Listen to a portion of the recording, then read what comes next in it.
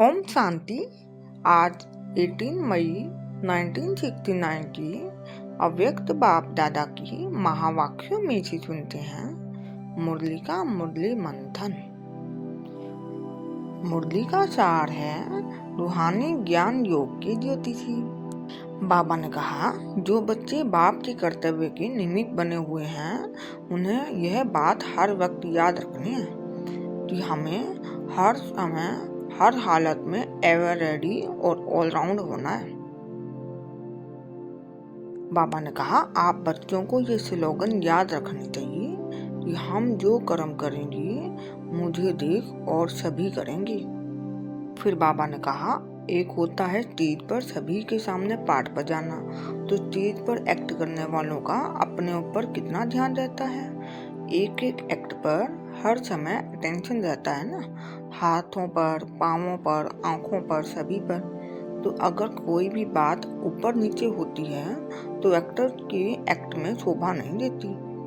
ये अपने को इसी तरह का एक्टर समझकर चलना है। फिर बाबा ने कहा, आप सभी अपने 21 जन्मों का रिकॉर्ड भर रहे हो, तो भरते समय बहुत ध्यान रखना है। जैसे रिकॉर्ड में जरा सी भी नीचे ऊपर हो जाता है तो वह रिकॉर्ड हमेशा के लिए रद्दी हो जाता है ना।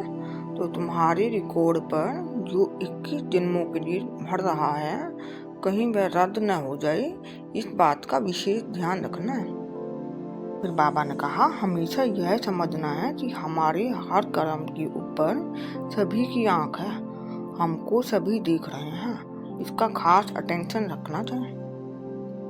फिर बाबा ने कहा, अविनाशी खुशबू जिसको सदा गुलाब कहते हैं, एक होता है सदा गुलाब, दूसरा होता है गुलाब और तीसरा होता है रूहें गुलाब। वह रूहें की स्थिति में हमेशा रहता है और रूहानी स्वरूप की हमेशा नजदीक है। फिर बाबा ने कहा, बाप दादा जो ज्ञान और योग की ज्योतिषी दिखाते हैं उनसे क्या देखते हो। हर एक के मुखड़े से, नैनों से, मस्तक से मालूम पड़ता है। तो आप ज्योतिषी बनकर हर एक को परख सकते हो। नैनों में, मस्तक में वह रेखाएं जरूर रहती हैं। इसको परखना यह भी ज्योतिष विद्या है, यह कईयों में कम है। बाबा ने कहा, आप ज्ञान और योग सीखते हो, लेकिन ये परखने की ज्योतिष विद्या भी जाननी है। कोई भी व्यक्ति सामने आए तो आप लोगों को 1 सेकंड में उनके तीनों को परख देना चाहिए। फिर बाबा ने कहा, वर्तमान समय उनकी वृत्ति, दृष्टि और भविष्य में कहाँ तक यह अपनी प्रारब्ध बना सकते हैं, यह जानने की प्रैक्टिस चाहिए। यह परखने की जो नॉलेज है वह बहुत ही कम है, यह कमी अभी भरनी है। फिर बाबा ने कहा, कई ऐसी आत्माएं आपके सामने आएंगी जो अंदर से एक और बाहर से दूसरी होंगी। कई रंग रूप से, आर्टिफिशियल रूप में भी परखने के लिए आएंगे, भिन्न भिन्न रूप से। इसलिए यह ध्यान रखना है कि उनकी वृत्ति क्या है। बाबा ने कहा, अशुद्ध आत्माओं की भी बड़ी संभाल करनी है। आपदाएं, अकाले मृत्यु, पाप कर्म बढ़ते जाती हैं, उनकी जो वासनाएं रह जाती हैं, जो फिर अशुद्ध आत्माओं के रूप में भटकती हैं, इसलिए इनसे बड़ी संभाल रखनी है। फिर बाबा ने कहा, अगर कोई में अशुद्ध आत्मा की प्रवेशता होती है तो उनको भगाने के लिए आप सभी को योग अग्नि से काम लेना है। हर कर्मेंद्रियों को योग अग्नि में तपाना है, तो कोई वार नहीं कर सकेंगे।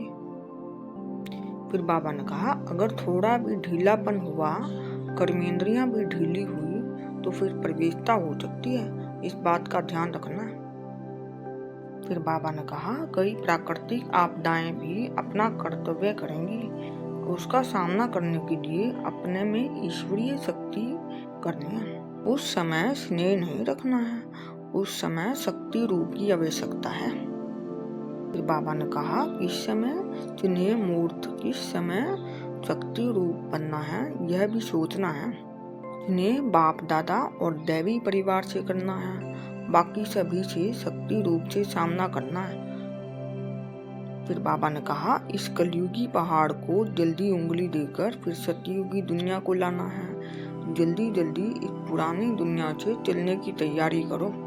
बाबा ने कहा, एक उंगली यह शक्ति रूप की स्थिति में स्थित हो जाओ, इससे कलयुगी पहाड़ खत्म हो जाएगा। ओम शांति।